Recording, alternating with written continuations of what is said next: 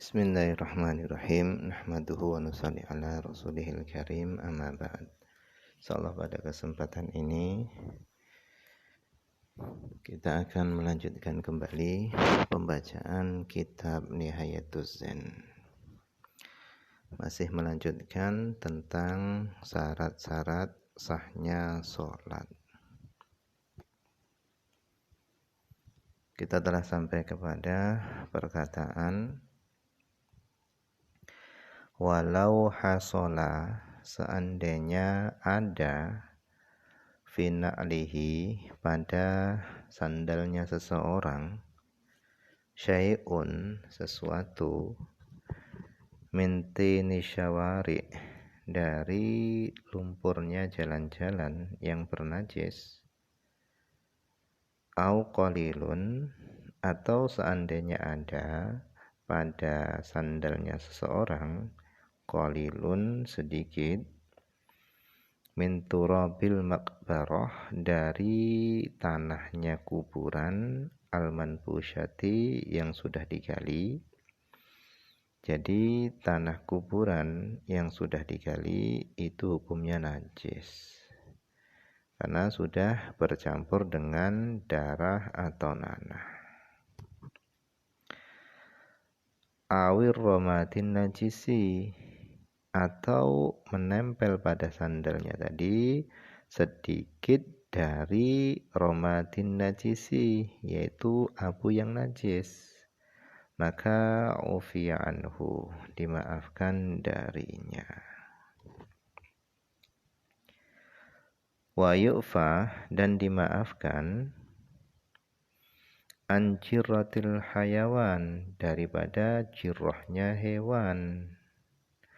Wahiyah, adapun jirratul hayawan, yang dimaksud dengan jirratul hayawan itu adalah ma yukhrijuhu min jawfihi, yaitu makanan, yukhrijuhu, yang dikeluarkan oleh binatang, min jawfihi, dari perutnya, tujuannya limat ghisanian, untuk dikunyah yang kedua kalinya. Jadi biasanya hewan-hewan seperti sapi, kambing, kerbau atau yang lainnya, mereka ini, hewan-hewan tadi itu memakan rumput atau memakan makanan yang lainnya sebanyak-banyaknya. Kemudian setelah itu dikeluarkan makanan tadi, rumputnya tadi dikeluarkan dari dalam perutnya, kemudian dikunyah lagi untuk yang kedua kalinya. Nah, hukum dari makanan yang dikeluarkan oleh sapi atau kambing tadi itu hukumnya adalah najis. Kenapa? Karena dikeluarkan dari dalam perut. Jadi hukumnya tadi itu seperti muntah, najis. Tetapi walaupun itu najis, tetapi termasuk yang dikeluarkan tadi itu masuk di dalam najis-najis yang dimaafkan.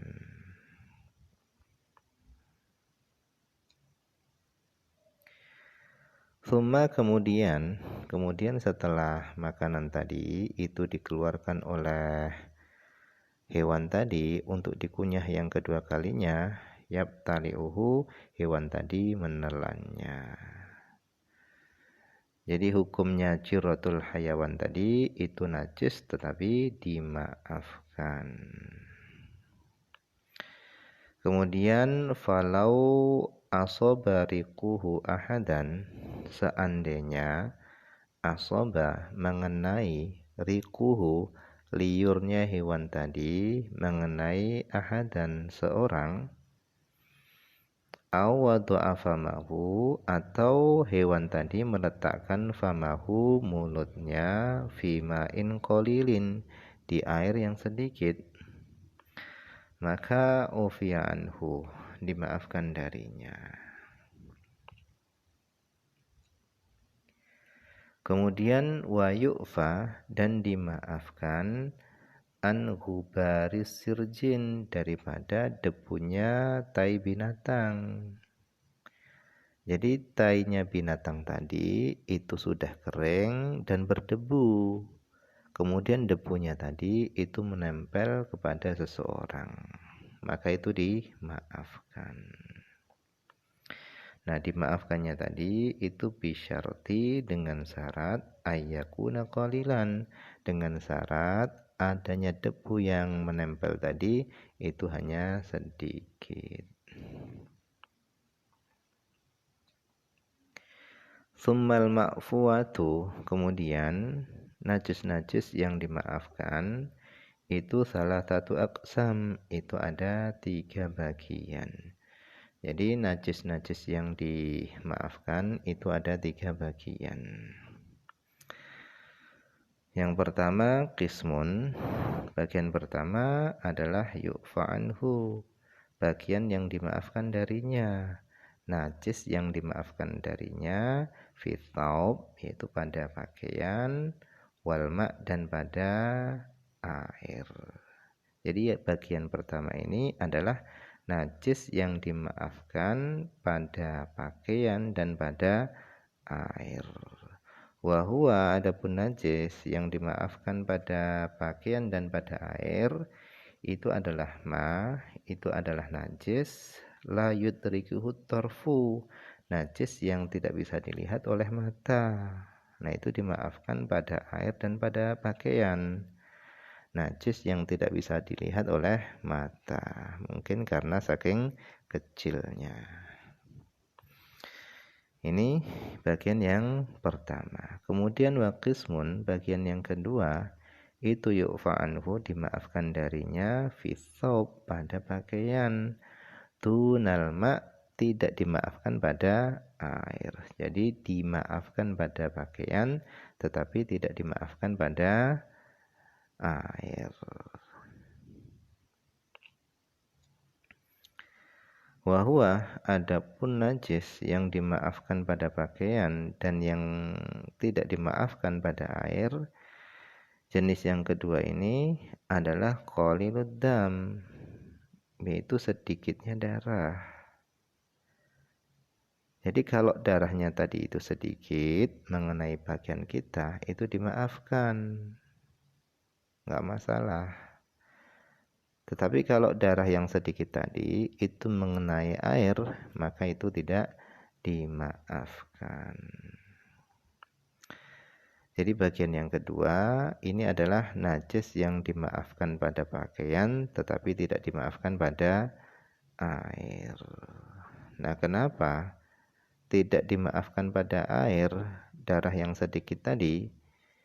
Karena lisuhulati saunil ma'i anhu, lisuhulati saunil ma'i anhu, karena mudahnya menjaga air anhu, dari darah yang sedikit tadi.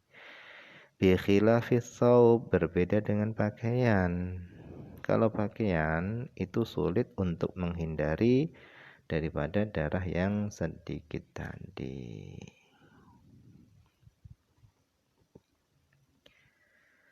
Kemudian wa min hadzal qismi, dan termasuk dalam bagian ini najis yang dimaafkan pada pakaian tetapi tidak dimaafkan pada air, masuk dalam bagian ini adalah atharul istinja bil hajari, yaitu bekas istinja dengan batu.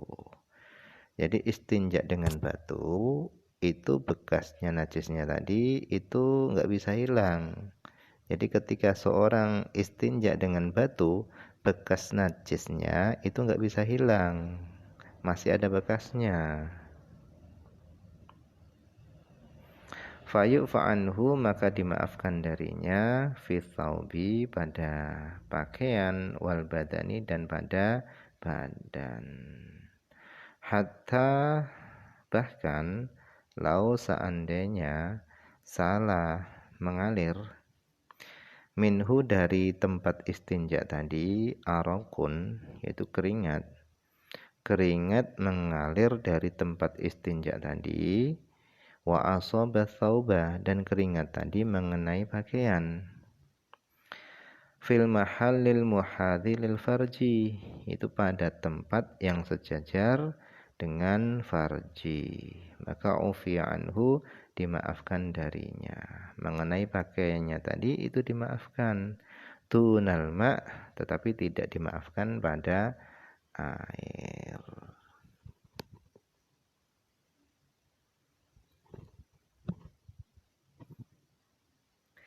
Kemudian waqismun, dan bagian yang ketiga adalah yu'fa anhu, dimaafkan darinya fil ma'i, pada air, tunathawb, tetapi enggak dimaafkan pada pakaian.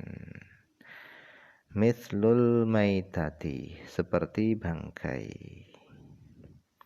Allati la damalaha sa'ilun, bangkai yang tidak memiliki darah, laha bagi bangkai tadi, sa'ilun, yang mengalir. Bangkai yang darahnya tadi enggak mengalir. Seperti bangkainya kumbang, bangkainya kecoa misalnya, atau lalat, atau yang lainnya. Ketika bangkai-bangkai ini masuk ke dalam air, maka itu enggak masalah. Itu dimaafkan. Karena bangkai-bangkai tadi adalah bangkainya binatang yang darahnya tidak mengalir.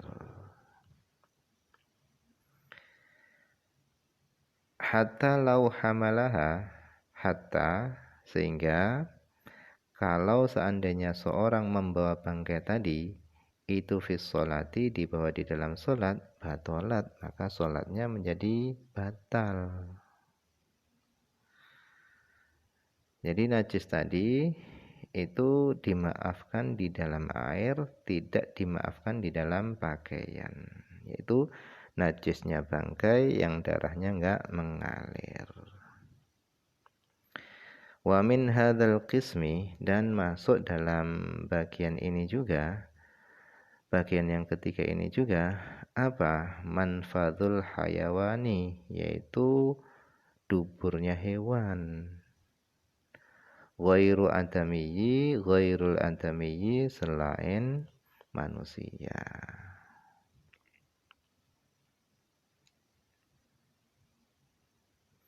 Fa innahu, sesungguhnya, idza kana alaihi, apabila ada atas bangkai dubur hewan tadi najasatu, najis, wa waqa'a fil ma', dan dubur tadi masuk ke dalam air, awil ma'i, atau masuk ke dalam benda cair, maka la yunajjisuhu, maka dubur hewan tadi itu tidak menajiskan air.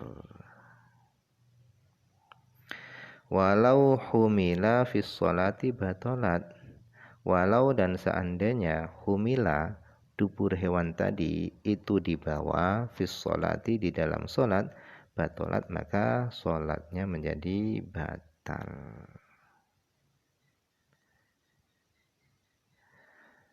Misalnya seorang yang sholat itu membawa kucing yang pada dubur kucing tadi itu ada najisnya, maka sholatnya batal. Wa mithlul manfadhi, dan seumpama dubur binatang itu adalah rijlut ta'ir, yaitu kakinya burung. Wa famuhu, dan mulutnya burung. Idza ghalaban najasu, apabila sudah menjadi umum apa an-najasu, najis, fi mithli dzalika, pada seumpama itu, yaitu pada kaki dan mulutnya burung.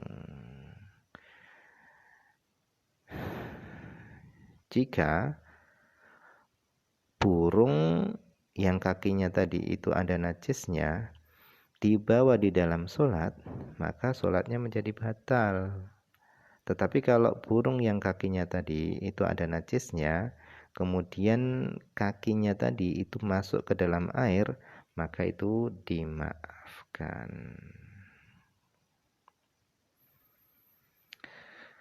Nah, ini adalah yang ketiga.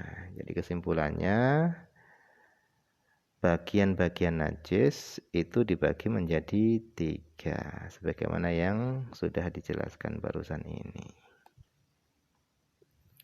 Semoga ada manfaatnya. Wallahu a'lam.